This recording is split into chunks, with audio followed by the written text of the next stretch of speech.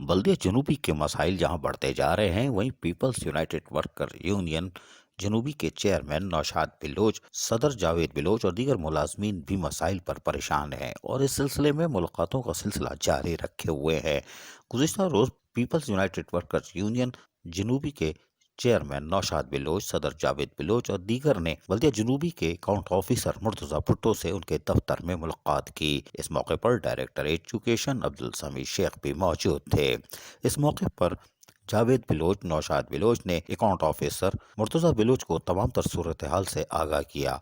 इस मौके पर उन्होंने बताया कि मुलाजमीन के मसाइल को हल करने के लिए जो यकीन दहानियाँ कराई थी उस पर अभी अमल दरामद नहीं हुआ है।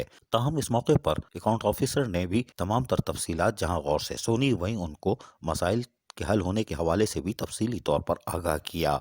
यकीनी तौर पर पीपल्स यूनाइटेड वर्कर यूनियन बल्दिया जनूबी के चेयरमैन नौशाद बिलोच हों या सदर जावेद बिलोच, इन्होंने बल्दिया जनूबी के मसाइल हल करने के लिए और मुलाजमीन के मफादात के तहफ़्फ़ुज़ के लिए अमली कामों को मज़ीद तेज़ कर दिया है।